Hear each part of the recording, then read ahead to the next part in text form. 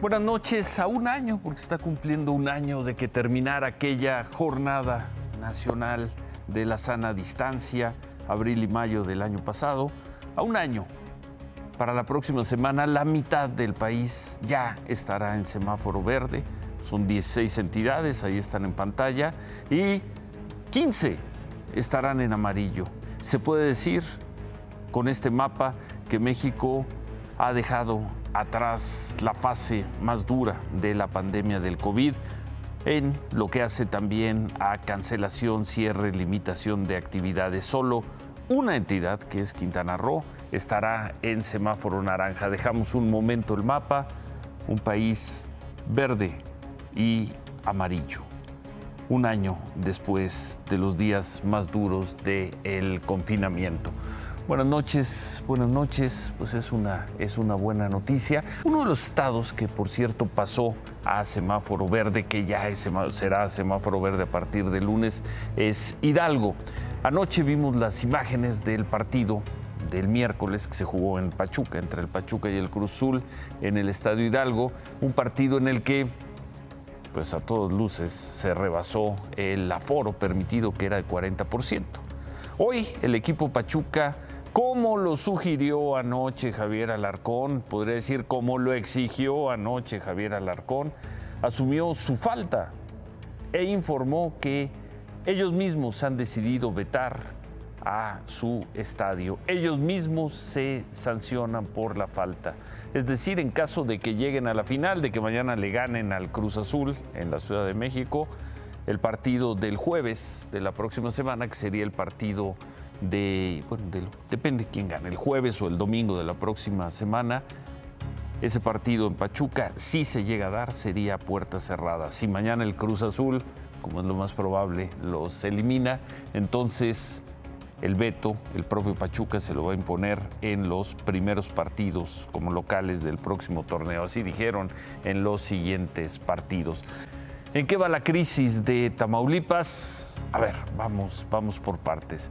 Al igual que ayer, hoy tampoco se vio al gobernador Francisco García Cabeza de Vaca, sobre quien pesaría una orden de aprehensión, a quien se le han congelado sus cuentas bancarias y sobre quien se ha emitido una alerta migratoria para que no salga del país. En la mañana, y ahí están, integrantes del gabinete del gobernador llegaron a la Casa de Gobierno en la capital del estado, en Ciudad Victoria. Aseguran ellos que ahí se reunieron con el gobernador, pero no hay más evidencia que la palabra de los funcionarios. ¿Cómo ve al gobernador? Bien, el gobernador se encuentra bien, así como me están viendo a mí, normal. Está trabajando con los temas ordinarios del día a día. Y bueno, yo creo que no va a pasar a mayores, sin embargo, bueno, seguimos trabajando en lo que va saliendo. Es decir, hay confianza, hay mucha confianza en este aspecto. Claro que tenemos confianza en la Constitución. Pues dicen que estuvieron con el gobernador, pero pues no hay ninguna foto, no hay ninguna evidencia de que así haya sido. No tenemos por qué dudar de la palabra de los funcionarios, pero si se reunió con el gobernador, hay un interés en no dejar evidencia gráfica. Hoy de nueva cuenta se vio este despliegue de seguridad afuera de la residencia del gobernador de Tamaulipas. 3 tanquetas, las mismas que veíamos ayer, las 3 tanquetas blindadas del Grupo de Operaciones Especiales, este grupo de élite de la Secretaría de Seguridad Pública de Tamaulipas. Afuera, en el perímetro de la residencia, hay una docena de agentes, hacen recorridos a pie, pero todo tranquilo hoy allá en Ciudad Victoria, y así se fue el día. El segundo día después de que se informara o se hiciera correr la versión de que hay una orden de aprehensión contra el gobernador de Tamaulipas. Se fue el viernes. Conclusión: 1, el gobernador no se deja ver. 2, el gobernador no ha presentado, ni al parecer tiene intenciones de presentar, la solicitud para separarse del cargo. 3, el gobernador no se ha presentado ante el juez que, pues, supuestamente lo requiere. Y 4, no se sabe de ninguna acción y mucho menos de una operación de agentes federales, agentes ministeriales federales, fuerzas federales para capturarlo. Así las cosas esta noche de viernes, después de todo el revuelo que se levantó el viernes. No aparece el gobernador, no piensa separarse del cargo. Desde luego, ellos consideran que no han sido, o dicen que no han sido notificados, no tendría por qué presentarse ante un juez, y tampoco parece haber en este momento una intención abierta de las fuerzas federales, de las autoridades federales, del Ministerio Público Federal para detenerlo. No decimos que no hay una acción, no decimos que no lo estén buscando, pero no hay una señal, no hay una sola señal de eso. Hoy también el presidente López Obrador confirmó que se reunió ayer, como lo informamos aquí, con Arturo Saldívar, el ministro presidente de la Suprema Corte. El presidente López Obrador detalló que en la reunión estuvieron presentes no solo el ministro Saldívar, sino otros dos ministros, Yasmín Esquivel y José Luis González Alcántara, quien hace 8 días emitió la polémica resolución que por lo visto sigue dejando la confusión sobre si el gobernador de Tamaulipas tiene o no fuero y por lo mismo puede o no ser detenido y procesado. Duda que el presidente López Obrador volvió a subrayar. Y en lo relacionado con el señor Cabeza de Vaca, a mí me gustaría que la Corte resolviera lo más pronto posible y que no haya ambigüedades, que digan si el señor tiene fuero o no tiene fuero. El Congreso de Tamaulipas se sumó a la defensa del gobernador Francisco García Cabeza de Vaca.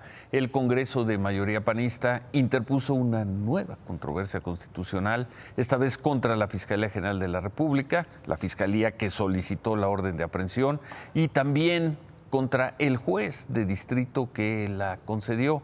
Extraño, porque en entrevistas dicen que no conocen y que no saben y que no creen que se haya emitido esa orden de aprehensión, pero los hechos van por un recurso ante la Suprema Corte. El Congreso de Tamaulipas alega que se trata de un acto que afecta la esfera constitucional del Poder Legislativo local, que contraviene la Constitución.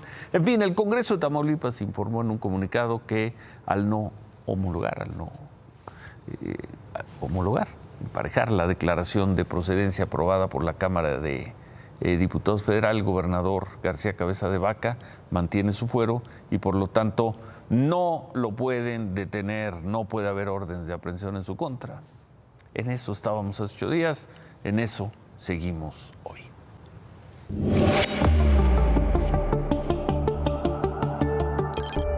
Y anoche informamos que una joven de nombre Sudikey Rodríguez, candidata a la alcaldía de Valle de Bravo por la alianza PAN-PRI-PRD, fue sacada el lunes de un evento de campaña en Avándaro por un grupo criminal. Luego la retuvieron varias horas, no la maltrataron, pero la amenazaron. Le dijeron que tenía que dejar el cargo. Eso ocurrió el lunes. Los raptores le advirtieron que si no se bajaba de la elección, la matarían. Ayer Sudikey reapareció en un video y dijo esto. Decirles que estoy bien, decirles que los quiero mucho, equipo, y que les agradezco su apoyo incondicional. Somos vallesanos comprometidos con el futuro de nuestro municipio. Buscamos lo mejor para el lugar que nos vio nacer. No dijo más. Anoche preguntamos si ya había presentado la denuncia por estos hechos y si seguía o no en la contienda. Bueno, tenemos información.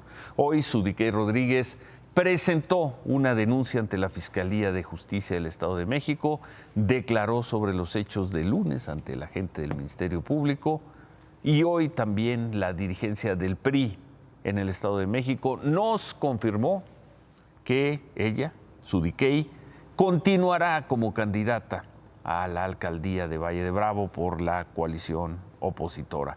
A pesar de las amenazas, nos asegura el PRI del Estado de México que hará campaña y que continuará con sus actividades, pues vamos a llamarlas normales o regulares de campaña.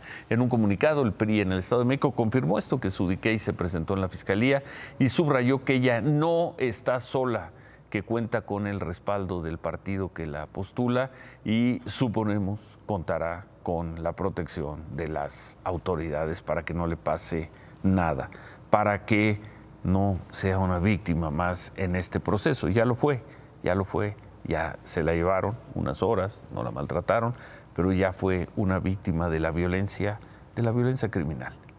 Ojalá pueda terminar los 10, 11 días que quedan de campaña y, bueno, allá el resultado que decida la gente de Valle de Bravo, pero ojalá la veamos haciendo campaña protegida por quien la debe proteger, que es el Estado mexicano.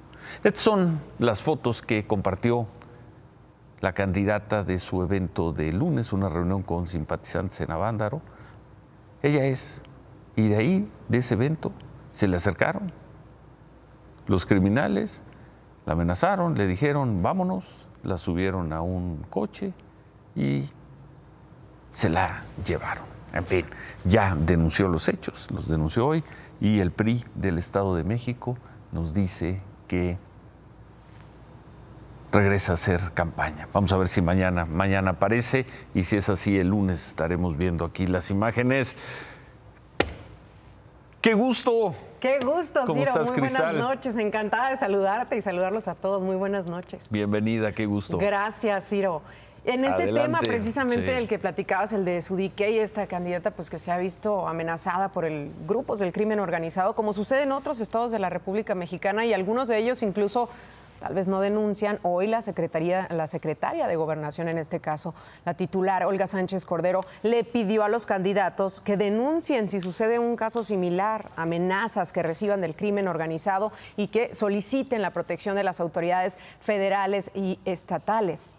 Esta mañana el gobierno federal dio a conocer los avances de la estrategia también de protección a candidatos para las próximas elecciones. Y es que desde el 4 de marzo que comenzó esta estrategia y hasta hoy se han reportado 13 muertes de candidatos. Además, se atendieron 398 casos de candidatos, 87 han sido amenazas contra ellos, contra los candidatos, y se han registrado también 101 agresiones. Así es como avanza este programa del gobierno, menos mal que avanza. En este viernes se ampliaron las excavaciones para encontrar los restos humanos, pues que siguen buscándose ahí en la casa de Andrés Mendoza, este presunto feminicida serial de Atizapán. La Fiscalía de Justicia del Estado de México informó que los trabajos se van a realizar en 3 etapas. La primera consiste en excavar el patio y la cocina de la casa que está ubicada ahí en la colonia Lomas de San Miguel. La segunda etapa es sería un área de 30 metros cuadrados que incluye la habitación principal y un sótano. Y por último, ya la tercera etapa sería la excavación que pues se ampliará al patio y 2 baños en un área que abarca unos 70 metros cuadrados aproximadamente. Siguen buscando restos de mujeres. Y hablando de estos temas, esto ocurrió este mediodía en la ciudad de Puebla, donde activistas y familiares de una joven llamada Sania Figueroa protestaron, estaban exigiendo que la Fiscalía investigue su muerte precisamente como un caso de feminicidio más. Esta joven fue encontrada muerta hace ya 3 años, pero la Fiscalía de Puebla determinó que fue un suicidio, y la familia asegura que hubo algunas irregularidades en la investigación y que nunca se hizo la reconstrucción de los hechos. Por eso fue que protestaron ahí en la Fiscalía de Puebla, pero así los recibieron cuando intentaron entrar. ¡Ey! ¡No le peguen! ¡Es abogada! ¡Es la asesora jurídica! ¡No le peguen! ¡Es la abogada de la familia!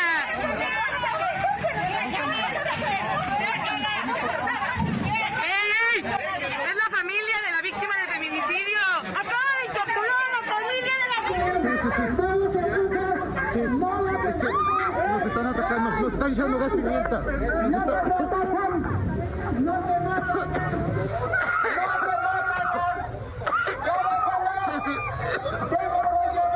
Esto hace la Fiscalía de Puebla con las víctimas que piden justicia.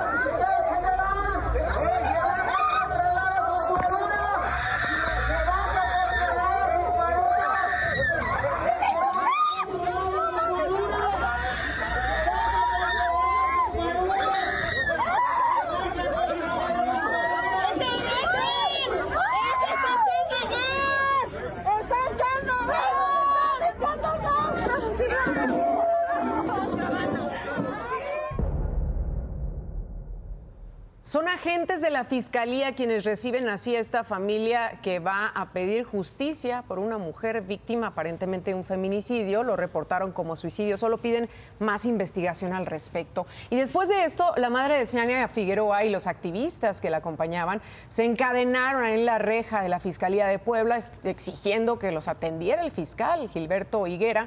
Por la noche finalmente hablaron con personal de la Fiscalía que pues se comprometieron a tomar algunas medidas por las agresiones que sufrieron, mientras que el fiscal Gilberto Higuera recibió en privado a la familia de Ciania Figueroa y a sus abogados. ¿Sí? ¿Qué necesidad? ¿Qué necesidad de llegar a tanto? Violencia. Bueno, Puebla, las cifras. Hoy el Sistema Nacional de Seguridad Pública dio a conocer las cifras de delitos, lo que llaman incidencia delictiva en abril. Vamos a ver algunos de ellos. Las víctimas de homicidios dolosos bajó un poco en abril respecto de marzo, si bien el promedio diario, que marzo tuvo un día más, es prácticamente el mismo. Eso en homicidios dolosos. Los feminicidios, Cristal, sí bajan un poco, o sí bajan. Digo, sigue siendo altísima la cifra de 77 feminicidios y el porcentaje parece una baja muy considerable, 21%, lo es numéricamente, pero 77 feminicidios. Y las cifras hablan de que el confinamiento tampoco ha ayudado, Ciro, esperemos que ahora sí. Estas ya son de este abril, supuestamente ya con más gente en la calle. Vamos a ver, robo con violencia. El robo con violencia bajó, ahí están los casos. También sigue siendo una cifra alta, pero bajó. Las víctimas de secuestro también bajaron de 67 a 60, marzo respecto de abril. Y como cada mes, como lo hacemos cada mes, comparamos las cifras oficiales con las de alto el secuestro y siguen sin tener nada que ver. Si bien alto el secuestro, y aquí lo vimos a mediados de semana, registró también una baja considerable en el número de víctimas de secuestro, pues ellos marcan 104 víctimas en abril y el Sistema Nacional de Seguridad Pública solo 60. ¿Por qué esta diferencia? ¿Por qué no se emparejan estas cifras? Ciro, y tenemos también las cifras, el comparativo de los países en las últimas 24 horas. Ahí estamos viendo en pantalla cómo van en este momento los números, 176 en las últimas 24 horas. Cifras bajas en México. En cambio, la India sigue en el terror, en el horror, más bien. Ya no hemos visto las imágenes terroríficas que habíamos visto, Ciro, pero la cifra habla por sí sola. Las cifras, por más que digan que son 1.300 millones de habitantes, 4.200 cifras. Brasil arriba de superando los 2.000. Y Estados Unidos se mantiene en ese rango de los 500 altos, 600. La India, camino a ese paso, por supuesto, dejará atrás a México, será el tercer país con más personas muertas. Estados Unidos, muy probablemente la próxima semana o antes de que termine mayo, alcanzará las 600,000 muertes. Y Brasil, ¿qué decir de Brasil? Aproximándose al 500,000. Y esta semana, Ciro, se informó que las restricciones de viaje en la frontera entre México y Estados Unidos se ampliaban hasta el 21 de junio, un mes más en el que solamente se permiten viajes considerados como esenciales, pero hoy ya se vieron estas imágenes que le vamos a presentar en la garita de San Isidro, en Tijuana.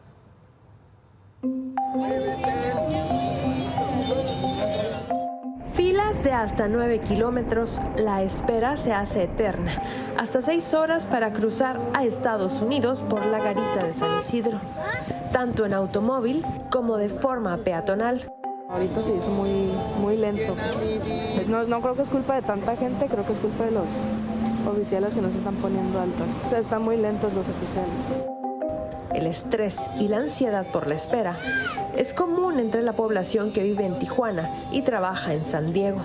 Las razones, dicen algunos, es menos cantidad de personal de aduanas y protección fronteriza. Este año ha sido 5 horas. Ayer hice 4 horas y el día anterior también hice 4 horas. Es una locura, no sé por qué tanto tiempo, no sé qué está pasando. O una vez me dijeron, no, es que hay mucho menos gente, pero la verdad, desde hace como un mes un mes y medio se ha puesto increíble la línea. Y el tráfico que se hace, la gente tratando de meterse. Más de 40,000 cruces diarios, a pesar de que solo los cruces son esenciales. Residentes y ciudadanos pueden ingresar a Estados Unidos o personas con visa para trabajar. Usuarios de la garita coinciden que es necesario resolver el problema que afecta el tráfico y la dinámica diaria de ambas ciudades. Está afectando a la gente de allá, a la gente de Tijuana, está afectándonos a nosotros y pues sí, todos estamos aquí por tener una mejor vida que en los Estados Unidos por la renta de allá que está carísima y todo, ¿no? Pero pues también ayudamos a la economía de Tijuana, ayudamos a la economía de San Diego. Esta es la escena que padecen los habitantes de una región binacional que comparten la problemática diaria para ingresar a Estados Unidos. Vamos a otras cosas. Terminó la tercera semana ya desde que se cayó el puente y 2 vagones del metro de la línea 12 aquí en la Ciudad de México, ahí muy cerca de la estación Los Olivos, y la zona de Tláhuac sigue siendo un verdadero caos. La próxima semana las cosas podrían empeorar porque comienza ya el funcionamiento de un metrobús emergente de Tláhuac a Atlalilco.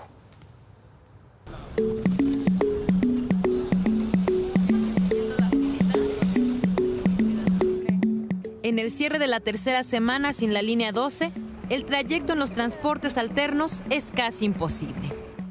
Esta es la fila en la avenida Ermita Iztapalapa, en la estación Mexicalcingo. Son las 5:30 de la tarde. Algunos de los RTP que pasan por el lugar ni siquiera hacen parada para recoger al pasaje. Adentro de la unidad no cabe ni uno más. Yo digo que hay pocas unidades que son las que están mandando y nos da abasto a que nos subamos todos los que usamos el transporte del metro. ¿Cuánto tiempo lleva aquí esperando? Pues ya va para 1 hora. Para los adultos mayores la situación es aún más complicada. Pues no, ya no se puede uno subir, como los pies ya no les sirven tanto, que no hay buen servicio porque ¿cómo se va uno a ir colgado? En el caso de correr con suerte y lograr abordar alguno de los transportes, ahora hay que enfrentar otro problema: avanzar a vuelta de rueda. Como en esta unidad que salió de la estación Ermita con dirección a Tláhuac. En 40 minutos, la unidad solo avanzó 2 estaciones. En esta ruta es posible encontrar a pasajeros como Uriel Holguín, quien se dirige hasta Tulyehualco, en Xochimilco. La línea 12 lo conectaba con el centro de la ciudad. Ahora hace el doble de tiempo y también gasta el doble en pasajes. Ahorita estoy seguro que ya todas las personas ya están hartas de estar aquí. Todavía falta otro tramo para llegar a Tláhuac. Entonces, la verdad es que creo que le estamos sufriendo mucho. Los usuarios que viajaban en la línea dorada tienen la esperanza de que la próxima semana se reabra el tramo subterráneo de esta línea y que el gobierno tenga listo lo más pronto posible el metrobús alterno. Por lo que han dicho las autoridades, se supone que la próxima semana se define ya si se abre este tramo subterráneo de la línea 12 en el tramo que va de las estaciones de Atlalilco a Mixcoac. Siguen haciéndose algunas revisiones ahí a la estructura del túnel por algunos posibles daños derivados del sismo de septiembre de 2017.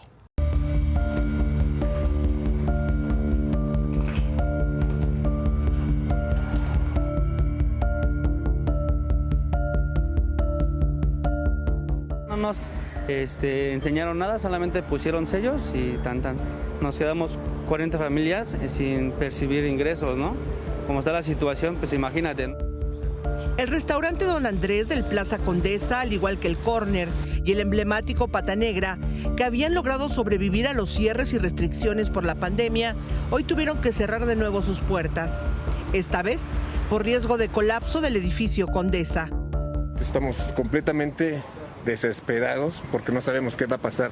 Ojalá y el alcalde de la alcaldía Cuauhtémoc nos diera una respuesta a esto. Ya no hay condiciones para poder abrir los lugares.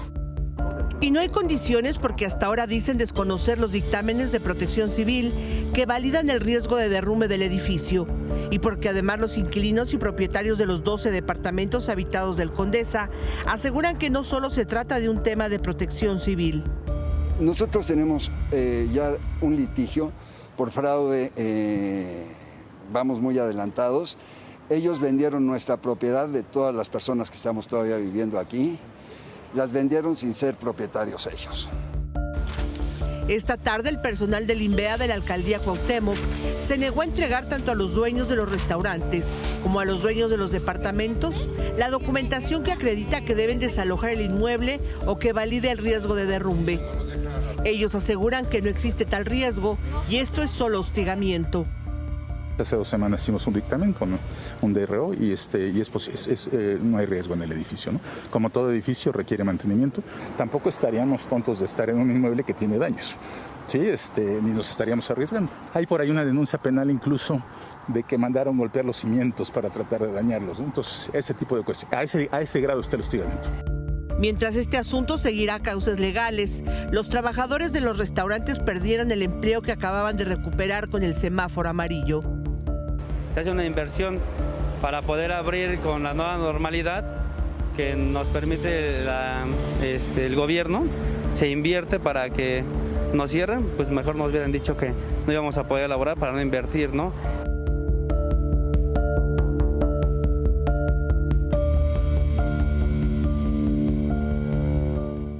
Pues sí, se entiende la inconformidad de estas personas, todo el señor que decía invertimos después de la pandemia, tuvimos todas las pérdidas y ahora nos cierran. ¿Pero qué hace la autoridad ante eso? ¿Permitir que sigan funcionando? Claro. ¿Sí? Y hay aparentemente ahí un tema de una venta de este edificio, por eso es la queja de los habitantes del mismo, Ciro, en el que supuestamente se les ofreció una importante cantidad de dinero para quedarse con este inmueble, con este edificio, y se les está ofreciendo ya nada más el 10% por este daño estructural que registran a partir del sismo de 2017. Que en este caso, cruza con los efectos de la pandemia. Así en fin, es. Un lugar muy, muy simbólico pues podemos decir que es el centro de la Ciudad de México, esa parte de la Condesa. Finalmente, y después de no sé cuántas notas hicimos después del sismo del 2017, se apaga, se cierra el Plaza Condesa. Y en otras cosas, déjame platicarte, el presidente López Obrador visitó hoy, estuvo en el aeropuerto Felipe Ángeles, en la base aérea de Santa Lucía. Ahí estuvo supervisando los avances en la construcción.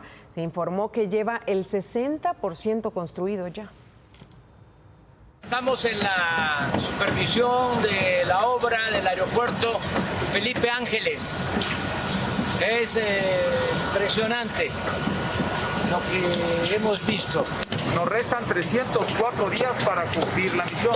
Estamos seguros de que cumpliremos la misión, señor presidente. Vamos a terminar el 21 de marzo. En tiempo y forma.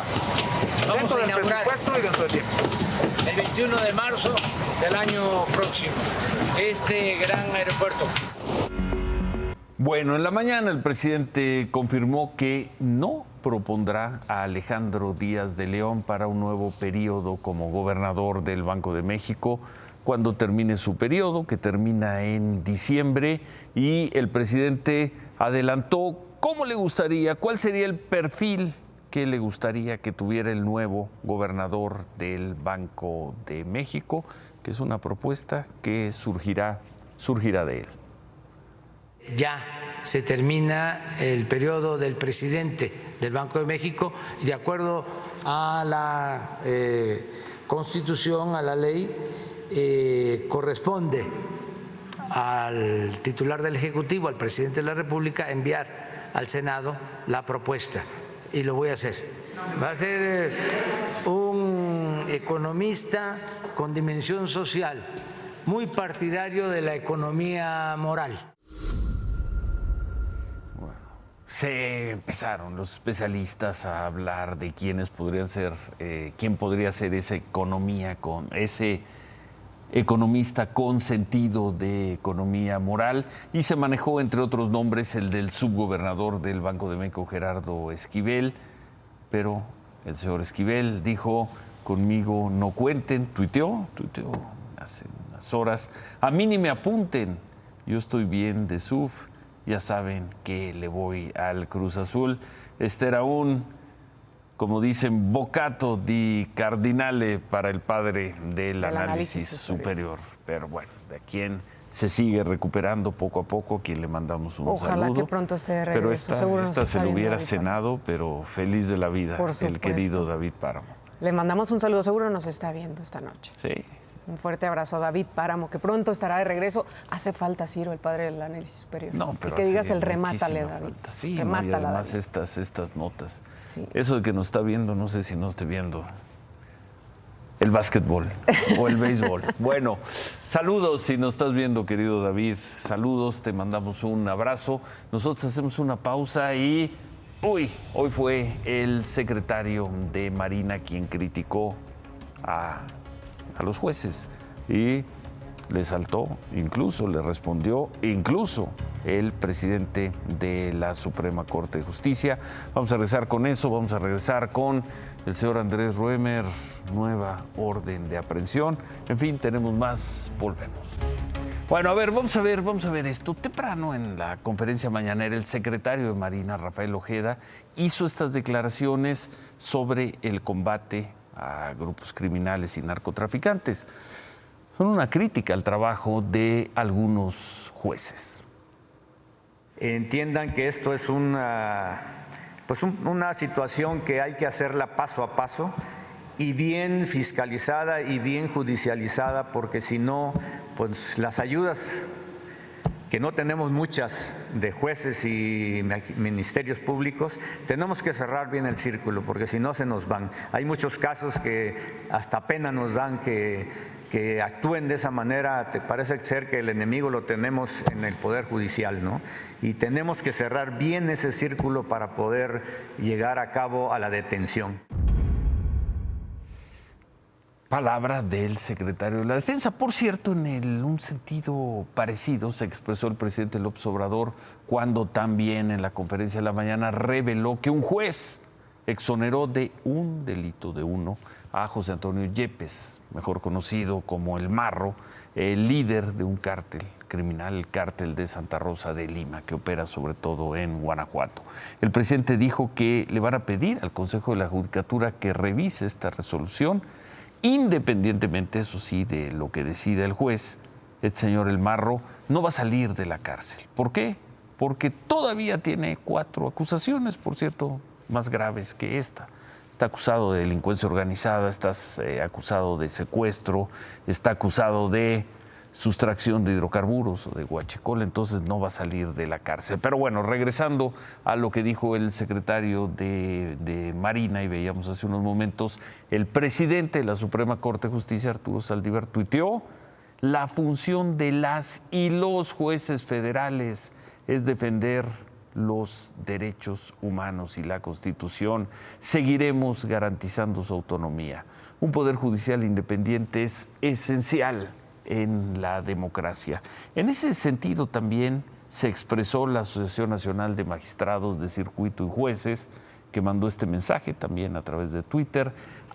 Ante las serias implicaciones que puedan tener las palabras expresadas esta mañana por funcionarios de otro poder del Estado, nos vemos en la necesidad de aclarar que los juzgadores federales no son ni enemigos ni amigos de nadie, sino que obedecen únicamente a la Constitución y actúan en defensa de los derechos humanos de las personas. Debate de hoy, otra vez con jueces y, en fin, debate de hoy. Vamos a